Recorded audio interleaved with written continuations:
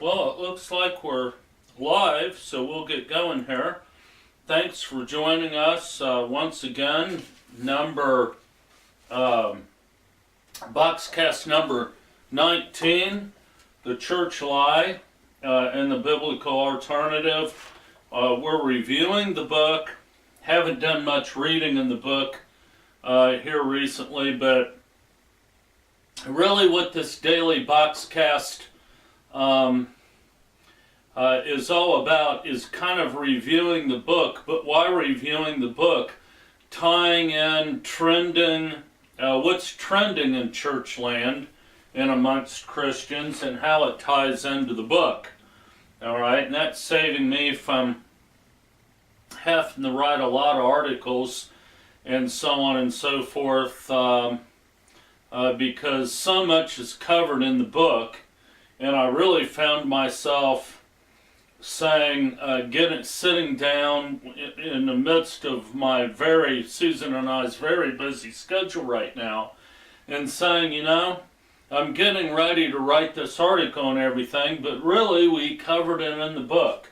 So, thanks to all of you who are buying the book and supporting our ministry a little bit with that, but also we're more than happy to send out free copies when we can. All of the links are on paulspassingthoughts.com, and where you can read the book for free online or purchase the book, or kind of be patient and join us every day as we kind of talk through the book. If you want to chime in, ask a question, or make a comment today, mail at tank.online or our Facebook page. And remember, for those of you who join our Facebook page, and again, the link is there on Paul's Passing Thoughts, and you can email us at mail@tank.online and get a free book, The Church Lie, free copy of that in perfect bind for joining our Facebook page. You gotta have a copy of the book in order to partake in the discussion, right? So, today, 2 o'clock to 3 o'clock, when we are able to have these, the time will vary a little bit, and we'll get going here rather quickly. Making sure everything is up and going, and it is, okay? So, let's get going here, and the interlude that we're taking right now is we've had a couple of good questions that we've for some time have been hoping people would ask, and that is, what is the difference between justification by new birth and justification by faith? And we've been going over the differences, and looks like we're going to end up with about 25 of them. And my first inclination was to say, hey, that's awesome. We'll whittle these down a little bit, refine all of this discussion a little bit better, and make up a booklet, the major differences between justification by new birth and justification by faith. But once again, I remember, for the most part, we cover all of that in the book. That doesn't mean I might do something in booklet form as an addendum to the book, but probably not, because we were really pretty thorough in how we covered that in the book. Then, and we'll finish this up. We're up to about 17 so far. I'm going to have to use my other board here. Okay. And, I'll use my other board, and we'll kind of set it in front there as we add to it. Okay.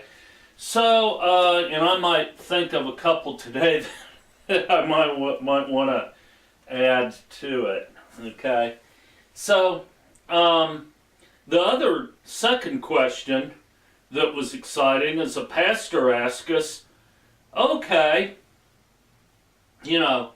let's say I buy into your home fellowship model.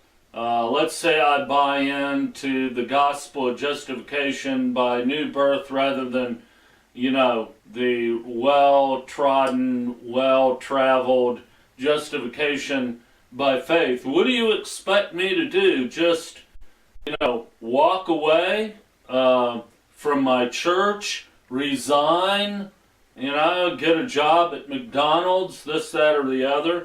So we're discussing that, and that's been the past 2 or 3 Boxcasts, and we continue that today. All right, and then when we finish up that question, we'll get back to this. All right. Before I get into finishing up this question by this pastor today, I will point you to my latest post on paulspassingthoughts.com, the one that precedes today's links for the live Boxcast.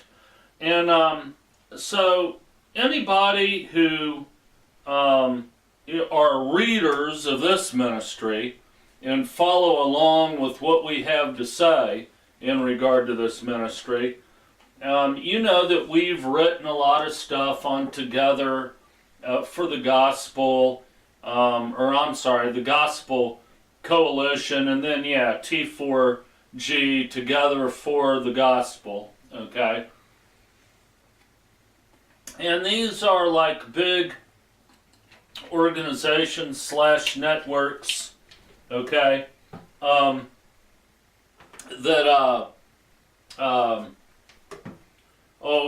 have the big conferences and so on and so forth that Susan and I have gone to.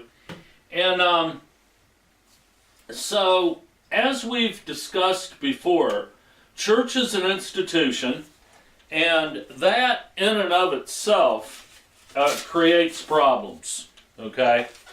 And one of the primary problems that it creates is that, and this kind of goes along with our discussion of what this pastor has asked. So,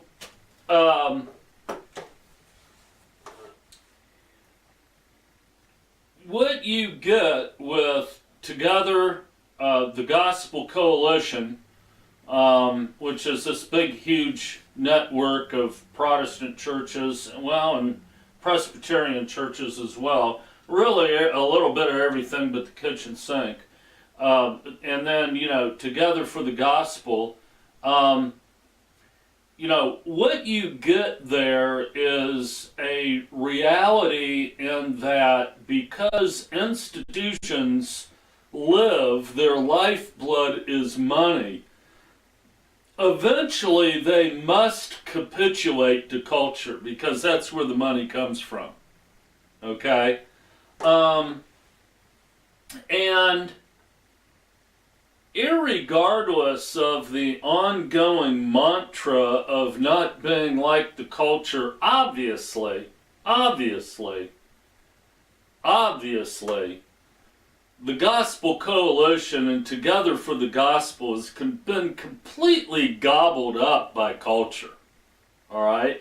Invariably, it's going to happen because the money that you live on comes from the culture. All right? And we're going to talk about that a little bit today. But understand this.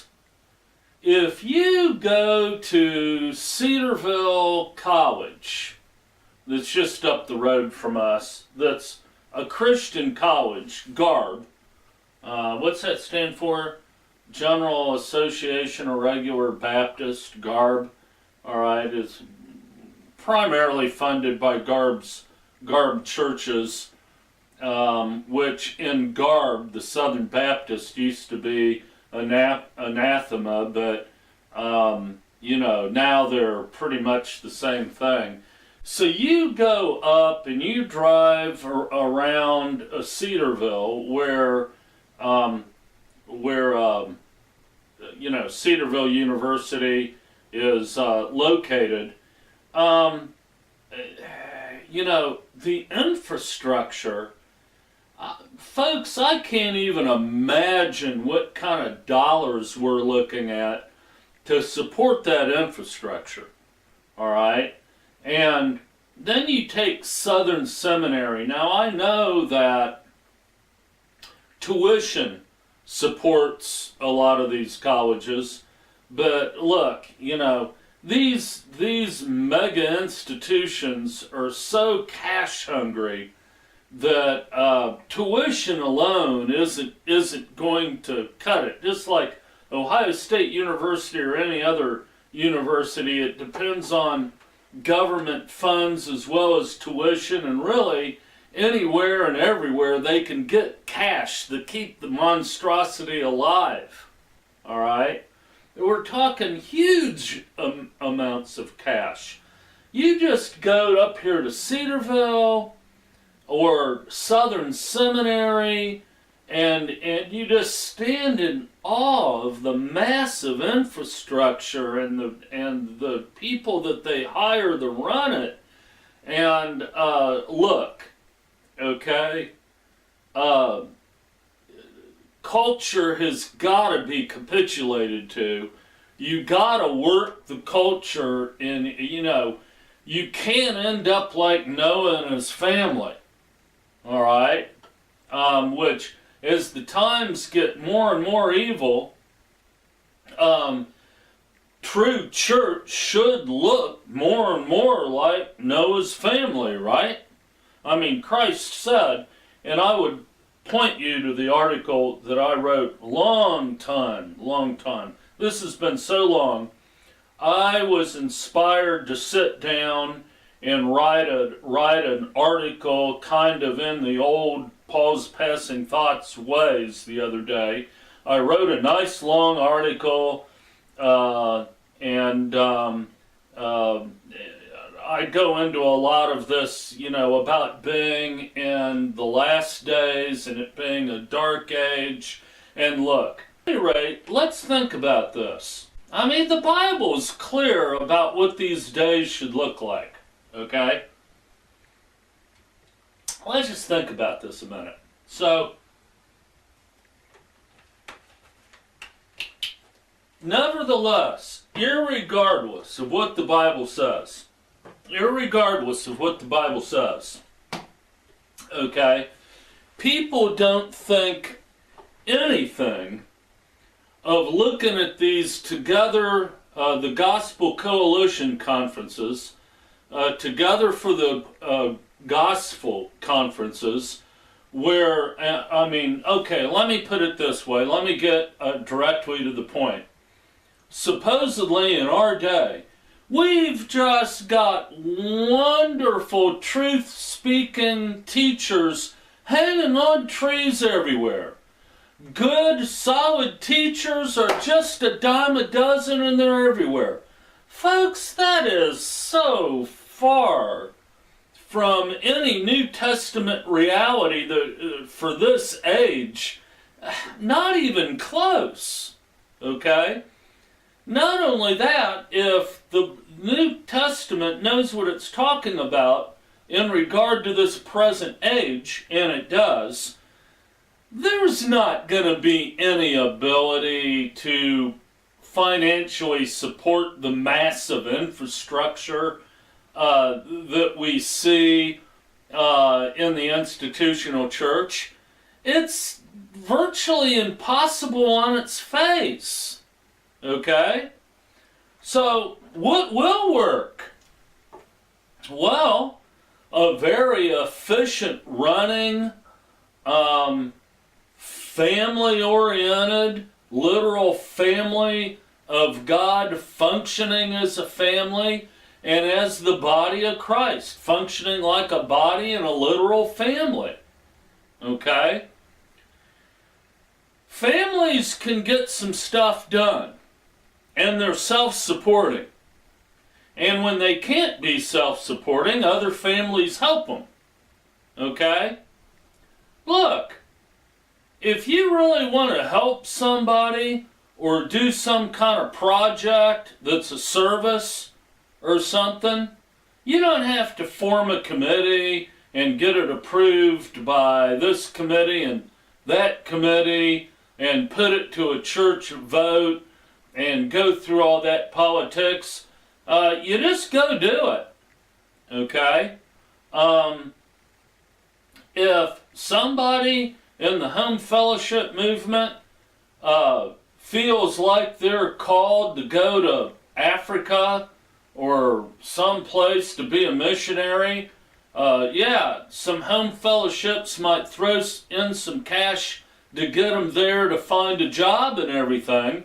But once that person's there, they support their family over there with a job and living in the culture just like they would do here. Okay? Do you know how top-heavy / cash-heavy, red tape-heavy mission society, church mission societies are? It used to drive me nuts as a former SBC pastor / elder, whatever you want to call me. Okay? I mean, missions drove me crazy. Okay? I mean, these families would go through, would get paid and financed to do 2 and 3 years of training before they even went out to the field. Let's get back to this pastor. Okay? How many of these hypothetical questions that he posted did we address? Okay? All right, so these are good ones. Should I resign my position as a pastor? We'll get into that. Okay? Resign from membership at the church. Leave the fellowship of the church. All of these questions, again, assume that as unchurched people, okay, those that are done with church, okay, we're not nuns, but we're dones, all right, that we don't fellowship, okay, that fellowship ceases.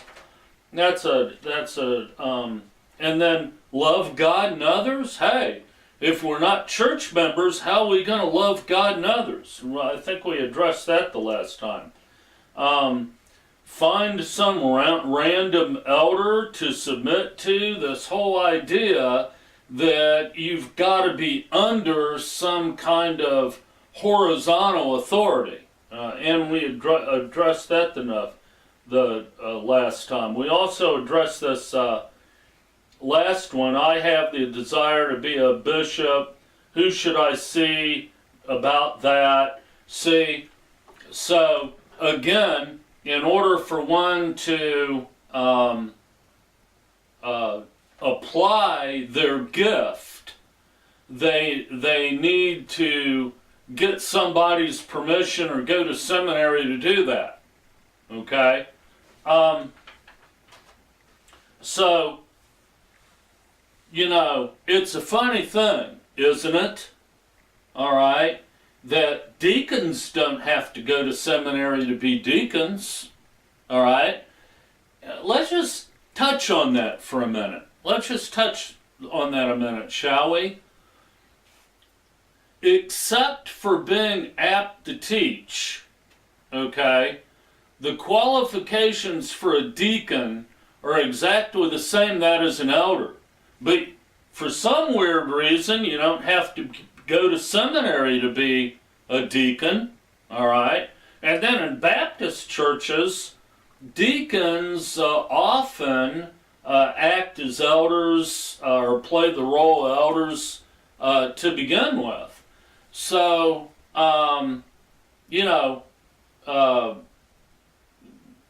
question is why is that?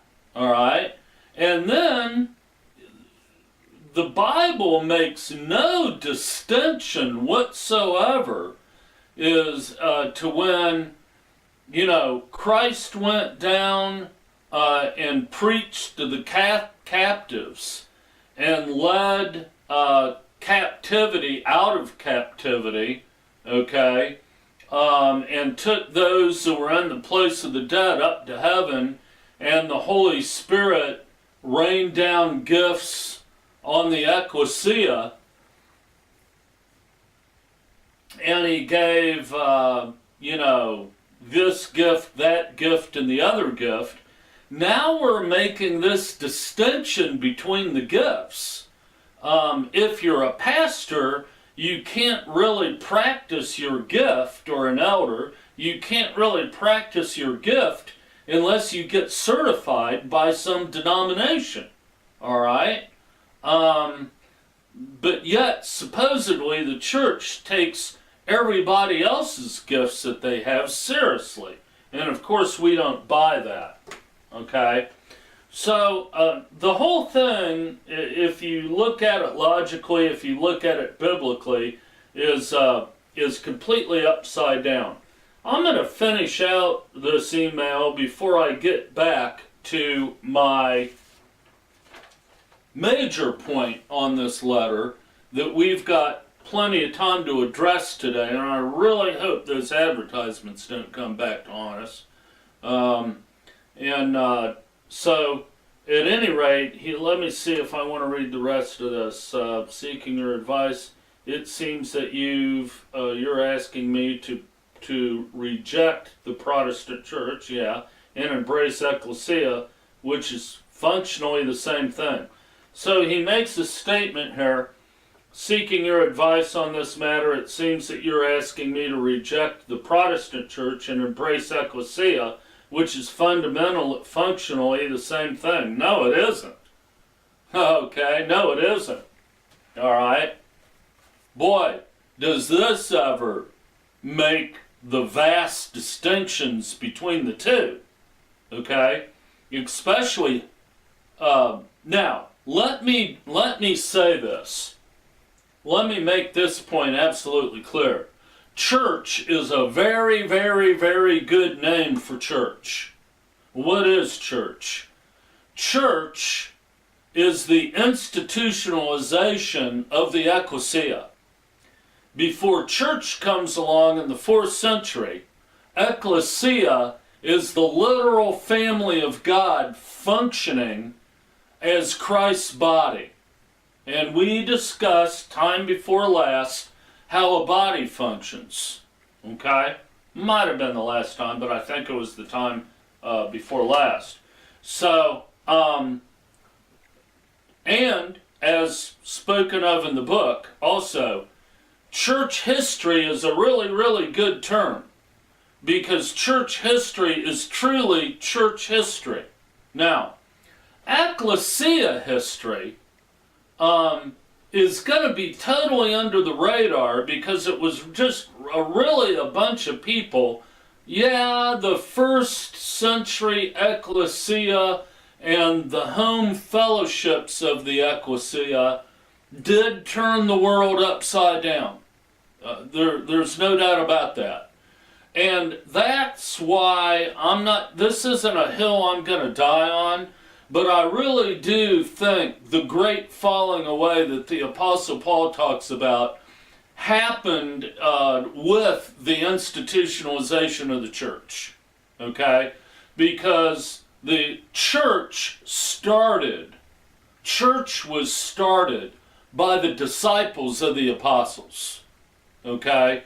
The fight between church and ecclesia starts right after the departing of the Apostle Paul and the Apostle Peter, 60 AD, something like that, shortly thereafter, probably close to around 90 to 100 AD, the full-blown war against the institutional church and ecclesia begins to take place. And this is what's so awesome about the Bible. The only history, per se, that we have of God's ecclesia is going to be the book of Acts. Okay?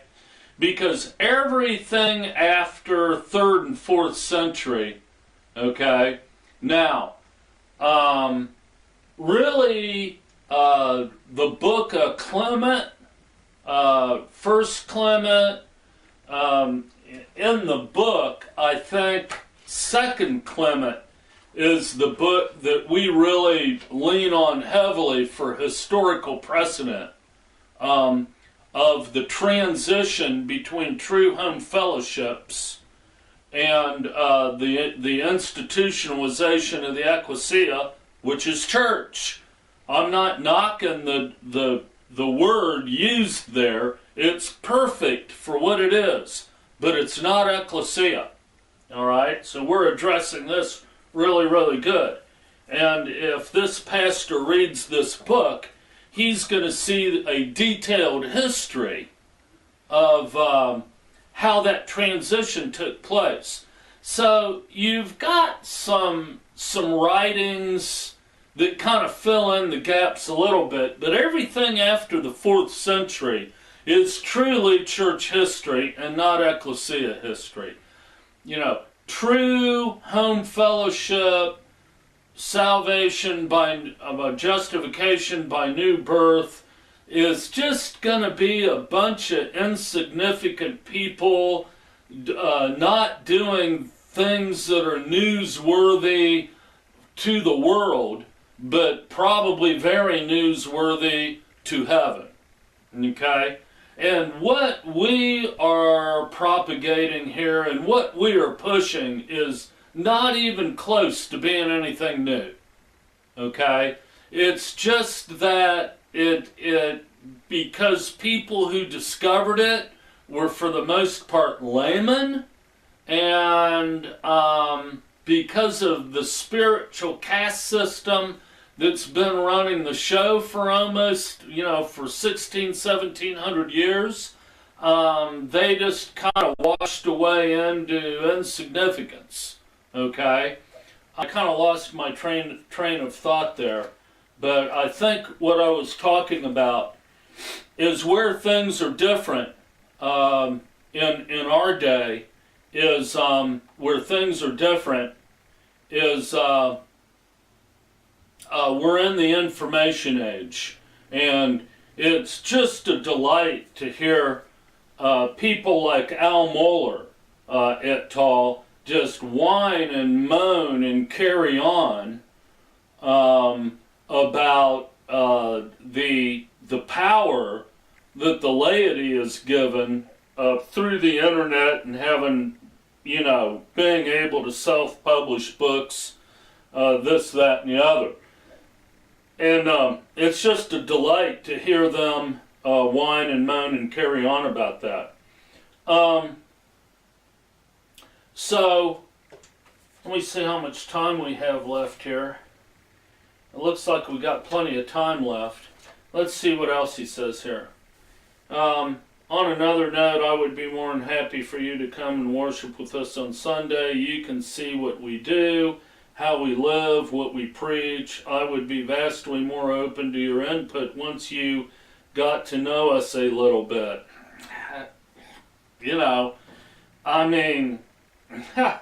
My input's either the truth or it isn't the truth, and our services times are 9 and 10:45. This Sunday is the mission conference. Oh Lord, would make me run for the hills. I just got done bemoaning that. So this would be a very normal Sunday. I would come visit your church, but you don't appear to have one. No. Do you gather? Would I be welcome? Is there a set time and place? Okay. And so all good questions, this, that, and the other. And I don't know if he's watching these videos or not. So I am going to reply to this in writing. Okay. When I get some time, look, it's a nice offer, but as I'm going to put in the written issue, actually, the way my funeral is planned, my wife Susan has been instructed for the hearse not to even drive by a church on the way to the graveyard. Okay? Paul, to make a statement? Yeah. Okay? Church does not have anything salvageable. Okay? There's just nothing salvageable there. And again, if you read the book, we take 10 of the most, we take 10 statements about church that really culturally go totally without saying, and we totally deconstruct all 10. Okay? So, what then is my advice? What then is my advice to somebody who's maybe went to seminary for 6 years? Okay?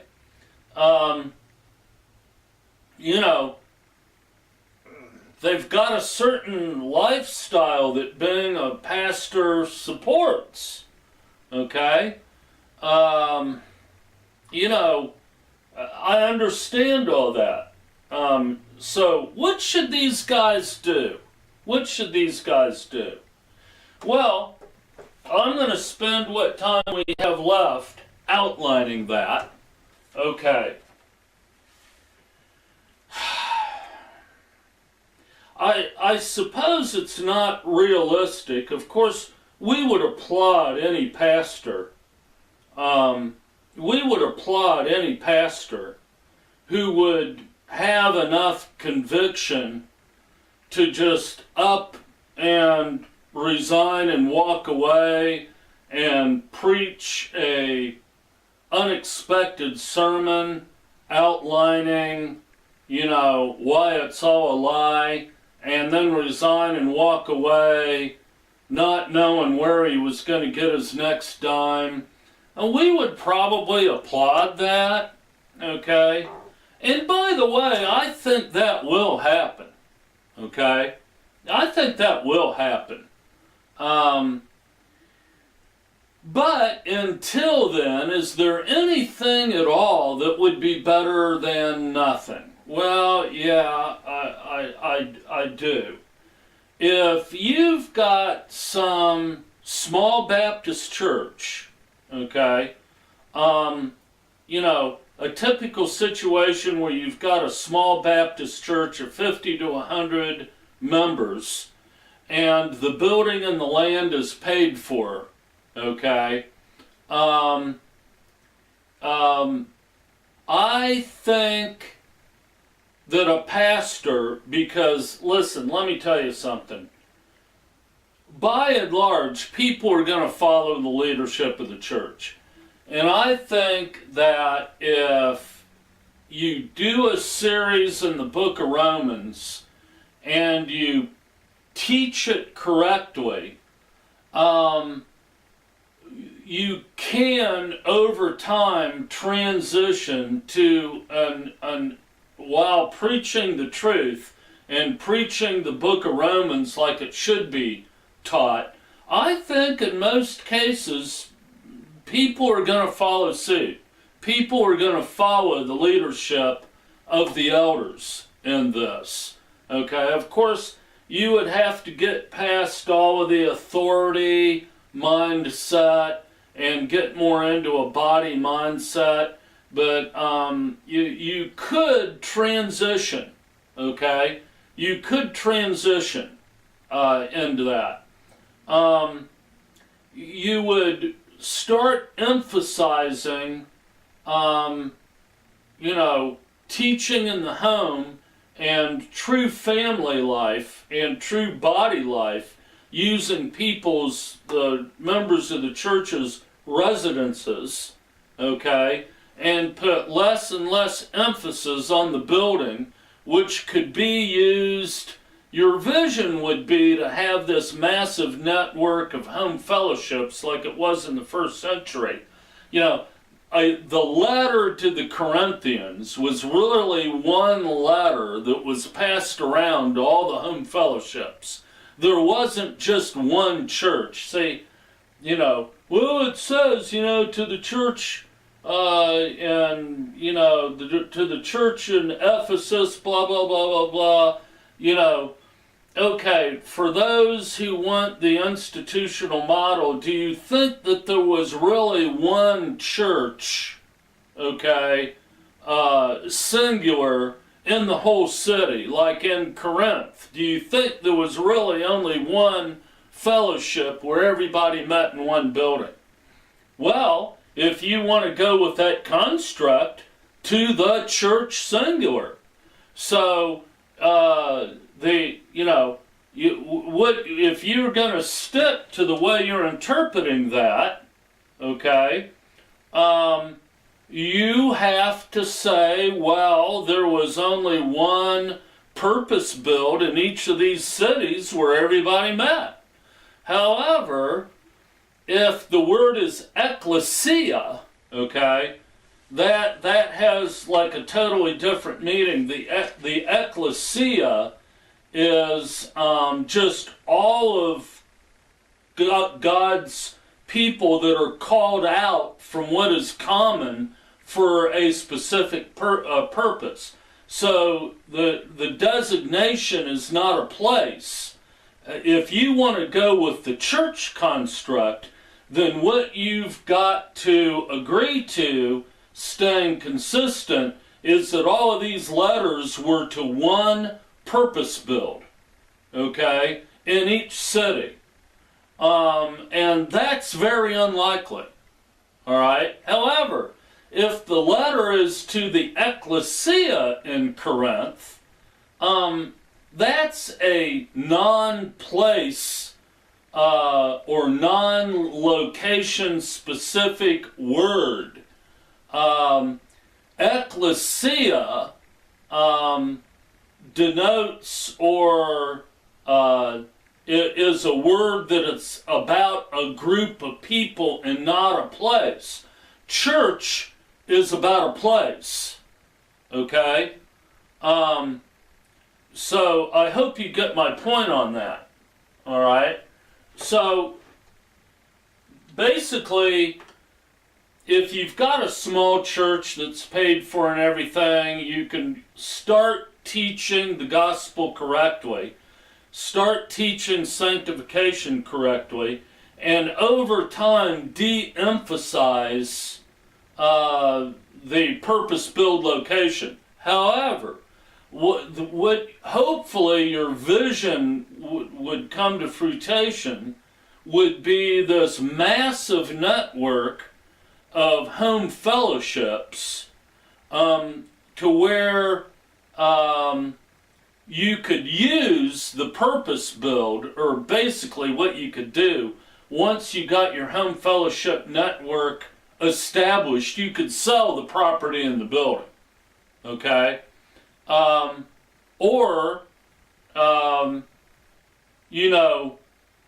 You could sell it, or if your network was big enough and the home fellowships were willing, you could support the building and use it for, monthly gathering together or something of that sort. So, again, something would be better for nothing in that regard.